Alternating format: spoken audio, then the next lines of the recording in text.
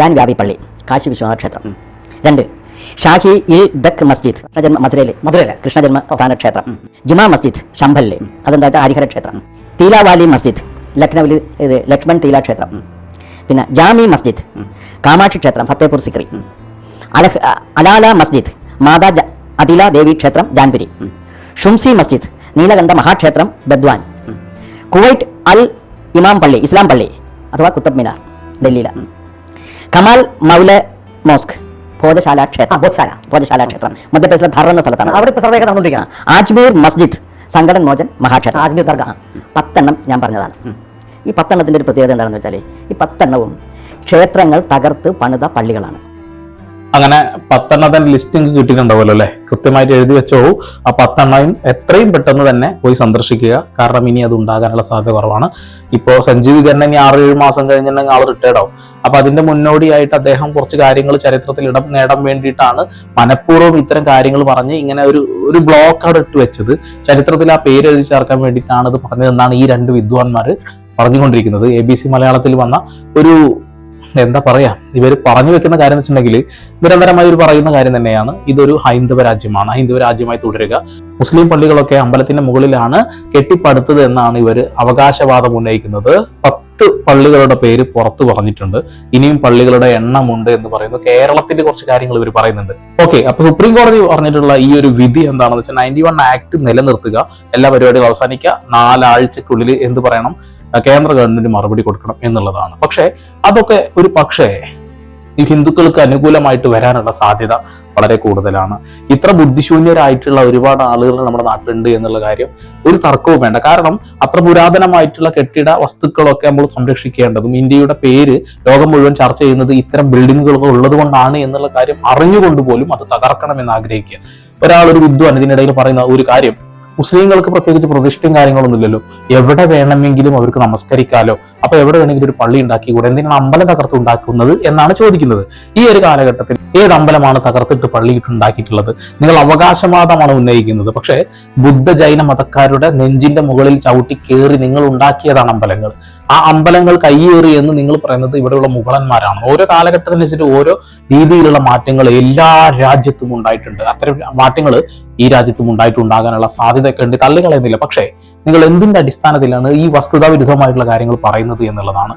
ഈ ഇന്ത്യയുടെ ഒരു വാസ്തുവിദ്യയെ കുറിച്ചിട്ടൊക്കെ ഞാൻ ഇഷ്ടം പോലെ പറഞ്ഞിട്ടുണ്ട്, ഇനി അത് പറയുന്നില്ല. ഇയാൾക്ക് കുറച്ച് മറുപടികൾ കൊടുക്കണം എന്ന് തോന്നി, അതുകൊണ്ടാണ്. ആരും സ്കിപ്പ് ചെയ്യരുത്, നമുക്ക് ഒന്ന് പരിശോധിച്ചു പോകാം.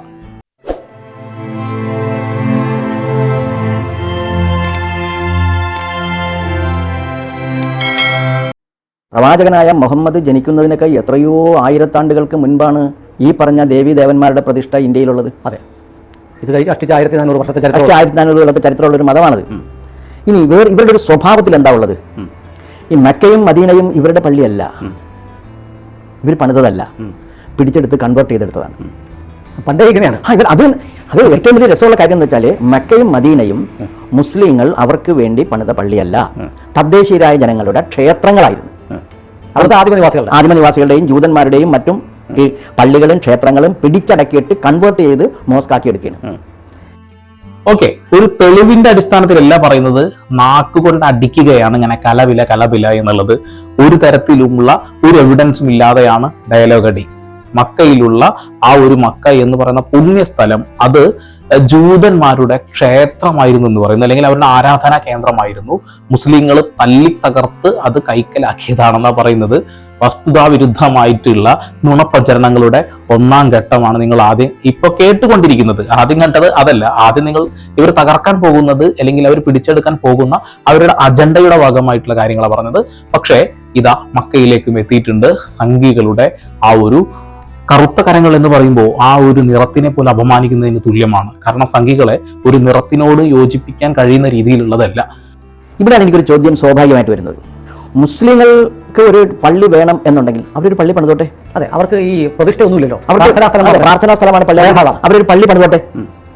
എന്തിനാണ് അവര് ഈ ഇതര മതസ്ഥരുടെ ആരാധനാലയങ്ങൾ പിടിച്ചടക്കി നശിപ്പിച്ച് പള്ളി പണിയുന്നത്? ഈ ചോദ്യത്തിനൊരു ഉത്തരം കിട്ടണം. ആദ്യം നിങ്ങൾ അതിനൊരു തെളിവ് കൊണ്ടുവരിക. അടിച്ചമർത്തപ്പെട്ടതാണ്, തകർക്കപ്പെട്ടതാണ് എന്നുള്ളത് തെളിവാണ്. ഞങ്ങൾക്ക് എല്ലാവർക്കും ആവശ്യമായിട്ടുള്ളത് ഏത് മുസ്ലിമാണ്, നിങ്ങൾ പറയുന്ന ഏത് മുസ്ലിമാണ് ഇന്ത്യ മഹാരാജ്യത്ത് ഒരു അമ്പലം തകർത്ത് പള്ളി ഉണ്ടാക്കിയിട്ടുള്ളത്? ഈ നരേന്ദ്രമോദി അധികാരത്തിൽ വന്നതിന് ശേഷം മാത്രമാണല്ലോ ഇത്രയും നാളും ഇല്ലാത്ത ഡയലോഗുകളൊക്കെ വന്നു തുടങ്ങിയത്. അതെന്തുകൊണ്ടാന്ന് വെച്ചിട്ടുണ്ടെങ്കിൽ നിങ്ങൾ നിങ്ങളുടെ കാര്യത്തോട് അടുക്കുന്നു, നിങ്ങൾ നിങ്ങളുടെ അജണ്ടയോട് അടുക്കുന്നു എന്നതിന്റെ ഭാഗമായിട്ട് തന്നെയാണെന്ന് ഞങ്ങൾക്ക് വ്യക്തമായിട്ട് അറിയാം. സുപ്രീം കോടതി ഇപ്പോൾ വിധിച്ചിട്ടുള്ള 91 ആക്ട് തുടരുക എന്നുള്ള ആ ഒരു കാര്യം പോലും അത് എടുത്തു മാറ്റപ്പെടും എന്നുള്ള കാര്യത്തിൽ ഒരു തർക്കവും വേണ്ട. ഞങ്ങൾക്ക് വളരെ വളരെ ബോധ്യമുള്ള കാര്യം തന്നെയാണത്. ഇപ്പോ ചെറിയ ഒരു മാധ്യമ ശ്രദ്ധ പിടിക്കുക, അല്ലെങ്കിൽ ഇപ്പൊ ചെറിയൊരു ആളുകളിലേക്ക് ഒരു വിശ്വാസം നഷ്ടപ്പെട്ടിട്ടില്ല എന്ന് തോന്നിപ്പിക്കുക എന്ന ലക്ഷ്യം മാത്രമേ സഞ്ജീവ് ഖന്നയിലൂടെ ഉണ്ടായിട്ടുള്ളൂ എന്നാണ് എനിക്ക് തോന്നുന്നത്. അതിന്റെ അപ്പുറത്തേക്കൊന്നും എനിക്ക് തോന്നുന്നില്ല. ഓക്കെ, ഏത് ക്ഷേത്രമാണ് ഈ ഒരു കാലഘട്ടത്തിൽ ഏതെങ്കിലും ഒരു മുസ്ലിം തകർത്ത് പള്ളിയാക്കിയിട്ടുള്ളത്? അതൊന്ന് പറയണേ. അപ്പൊ അനാവശ്യമായിട്ട് ഓരോന്ന് അടിച്ചമർത്താൻ ശ്രമിക്കുമ്പോൾ എന്താണ്, ഇവർക്ക് പ്രത്യേകിച്ച് പ്രതിഷ്ഠയും കാര്യങ്ങളൊന്നുമില്ല, അതുകൊണ്ടൊക്കെ തന്നെ എവിടെ വേണമെങ്കിലും പള്ളി ഉണ്ടാക്കാലോ. അതേ ചോദ്യം തന്നെ എനിക്ക് നിങ്ങളോടും പറയാം. നിങ്ങൾക്ക് പ്രത്യേകിച്ച് വലിയ കൊമ്പൊന്നുമില്ല. ഒരു ക്ഷേത്രം ഉണ്ടാക്കാൻ ഇന്ന സ്ഥലം വേണമെന്ന് നിർബന്ധമൊന്നുമില്ല. പള്ളിയുടെ അകത്ത് പോയിട്ട് തന്നെ ക്ഷേത്രം ഉണ്ടാക്കണം എന്ന് ഒരു നിർബന്ധമില്ല. അത് തുറന്നു പറഞ്ഞിട്ടുള്ള ബാബരി മസ്ജിദിലെ ആദ്യ പൂജാരിയെ നിങ്ങൾ വെട്ടി ഉതിർത്ത് കൊന്നല്ലോ. അത് ചോദ്യം ചെയ്തതും അത് തുറന്നു പറഞ്ഞത് മനുഷ്യനാ. ക്ഷേത്രമുണ്ടാക്കാൻ ഇന്ന സ്ഥലം തന്നെ വേണമെന്ന് ഒരു നിർബന്ധവുമില്ല. ഒരു കല്ലിൽ വിഗ്രഹത്തെ ആവാഹിച്ച്, ദൈവത്തെ ആവാഹിച്ച് അത് അവിടെ കൊണ്ടുപോയി വെച്ചാൽ, അത് എവിടെ വെച്ചാലും അതാണ് ക്ഷേത്രം, പവിത്രമായ ക്ഷേത്രം എന്നാണ് അദ്ദേഹം പറഞ്ഞത്. അതിനെ പോലും നിങ്ങൾ എന്താ ചെയ്തത്? നിങ്ങളുടെ കാടത്തരം കൊണ്ടാണ് അതിനൊക്കെ മറുപടി പറഞ്ഞത്. അത്രേ ഉള്ളൂ. അപ്പോൾ ഡയലോഗ് അടിക്കുമ്പോൾ കൃത്യമായ കാര്യങ്ങൾ പറയുക, തെളിവിന്റെ അടിസ്ഥാനത്തിൽ പറയുക. വെറുതെ വാക്കുകൊണ്ട് ഇങ്ങനെ ഇപ്പൊ മൗത്ത് പബ്ലിസിറ്റിയിലൂടെ വന്നു എന്ന് പറയുന്ന സാധനം ഞങ്ങളൊന്നും ഇതുവരെ കേട്ടിട്ടില്ല. ഇപ്പൊ കേൾക്കുക. അത് നിങ്ങൾ പറയുമ്പോൾ, നിങ്ങൾ ചരിത്രത്തിൽ ഒരു സ്ഥാനവും ഇല്ലാത്ത ഈ ഇന്ത്യൻ മഹാരാജ്യത്തിന്റെ സ്വാതന്ത്ര്യ സമരത്തിൽ പോലും ഒരു പങ്കാളിത്തം പോലും വഹിക്കാത്ത നിങ്ങളാണ് ഇപ്പൊ കിടന്ന് ഹിന്ദുക്കൾക്ക് വേണ്ടി ഉരയ്ക്കുന്നത്. ഞങ്ങൾ ഹിന്ദുക്കൾക്കൊന്നും യാതൊരു പ്രശ്നവുമില്ല, അത് പള്ളിയായി തുടരുന്നത് കൊണ്ടോ അത് പള്ളിയാണോ അമ്പലമാണോ എന്ന് ഞങ്ങൾ ബാധിക്കുന്ന പോലുമില്ല. കാരണം ഓരോ ദിവസവും അങ്ങോട്ടും ഇങ്ങോട്ടും മുട്ടിക്കാൻ കഴിയുന്ന പാട് ഞങ്ങൾക്കറിയുള്ളൂ. അതിൽ ഹിന്ദു എന്നോ മുസൽമാനോ ക്രിസ്ത്യാനൊന്നുമില്ല.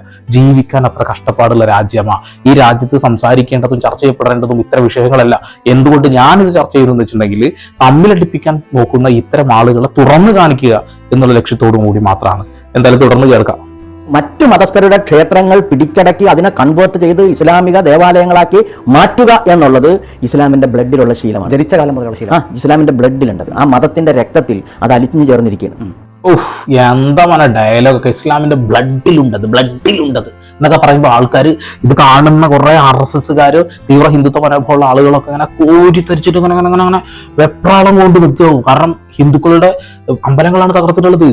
മുസ്ലിങ്ങളെ കൊങ്ങക്ക് പിടിക്കണം എന്ന ആഗ്രഹത്തോട് കൂടിയിട്ട് അത് ഉണ്ടാക്കുക, ലഹളയുണ്ടാക്കുക. വേറെ എന്ത് ലക്ഷ്യമാണ് ഇവിടെ ഉള്ളത്? 91 ആക്ട് തുടരുന്നത് കൊണ്ട് എന്ത് പ്രശ്നമാണുള്ളത്? ഇപ്പോഴാണ് ഇതൊക്കെ പറയുന്നത്. ഇത്രയും നാളില്ലാത്ത കാര്യങ്ങൾ ഇന്നാണ് പറയുന്നത്.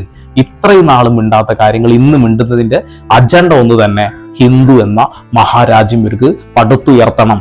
അതിന് മുസ്ലിം എന്ന് പറയുന്ന ന്യൂനപക്ഷത്തെ അടിച്ചമർത്തണം എന്നുള്ള ഒരൊറ്റ ലക്ഷ്യം മാത്രമേ ഉള്ളൂ. നമ്മളെല്ലാവരും വിചാരിക്കും മുസ്ലിങ്ങളുടെ നെഞ്ചത്തോട്ട് മാത്രമാണ് കയറുന്നതെന്ന്. പക്ഷെ 90% മുസ്ലിങ്ങളുടെ ഭാഗത്ത് തന്നെയാണ്, ഇവരുടെ നെഞ്ചത്തോട്ട് തന്നെയാണ് കയറുന്നത്. പക്ഷെ ബാക്കി ഒരു 10% ഈ ക്രിസ്ത്യൻസ് എന്ന് പറയുന്ന ഒരു വിഭാഗം കൂടി ഇവിടെ ഉണ്ട്, ന്യൂനപക്ഷം തന്നെയാണ്. അവരുടെ നെഞ്ചത്തോട്ടും ഇവിടെയുള്ള സംഖ്യകൾ കയറുന്നുണ്ട്. അവർ ശ്രദ്ധിക്കുന്നില്ല. മുനമ്പത്തെ വിഷയത്തിൽ ഇവരെ സപ്പോർട്ട് ചെയ്യുന്നു എന്ന് തെറ്റിദ്ധരിക്കപ്പെട്ടിട്ടുണ്ട് അവര്. ശരിക്കും അതല്ല, അവരുടെ നെഞ്ചത്തോട്ടും ഇവർ ചവിട്ടുന്നുണ്ട്. ഇതൊന്ന് കഴിയട്ടെ എന്നിട്ട് അടുത്തതിലേക്ക് വരാം. ആ ഒരു സ്റ്റെപ്പും വെച്ച് കാത്തിരിക്കുകയാണ്. അങ്ങനെയാണ് എന്നുണ്ടെങ്കിൽ ഞാൻ ഈ പറഞ്ഞ 10 സ്ഥാപനങ്ങൾ അങ്ങനെ ഒരുപാടുണ്ട്. കേരളത്തിലുണ്ട്, ഒരുപാട് സ്ഥലങ്ങളുണ്ട്. തലശ്ശേരിയിലൊക്കെ ഞാനത് കണ്ടിട്ടുണ്ട്. കാരണം ക്ഷേത്രങ്ങൾ നേരെ കൺവേർട്ട് ചെയ്ത് പള്ളികളാക്കി വെച്ചതിന്റെ ഞാൻ കണ്ടിട്ടുണ്ട് തലശ്ശേരി, മലബാറിലൊക്കെ. ഒരു മിനിറ്റ്, ഇങ്ങനെയൊക്കെ പറയുമ്പോൾ മലബാറിൽ, തലശ്ശേരിയിൽ അങ്ങനെ ഒരു പള്ളി അമ്പലനഗരത്ത് ഉണ്ടാക്കിയെങ്കിൽ, അല്ലെങ്കിൽ മലബാറിലുണ്ട് എങ്കിൽ ദയവ് ചെയ്ത് വിത്ത് എവിഡൻസ് അത് ചൂണ്ടിക്കാണിക്കണം കേട്ടോ. അനാവശ്യമായിട്ട് നുണപ്രചരണങ്ങളുമായിട്ട് വരരുത്. അനാവശ്യമായി നുണകൾ പറയുമ്പോൾ നിങ്ങൾ ചൂണ്ടിക്കാണിക്കണം എന്താണ് ഏതാണ് വസ്തുത എന്നും ഇന്നതിനെയാണ് ഞാൻ ചൂണ്ടിക്കാണിക്കുന്നതെന്നും. അത് പറയാതെ വെറുതെ കലവിലടിക്കല്ലേ. ഈ 1947 സാങ്കേതിക എന്താണ്?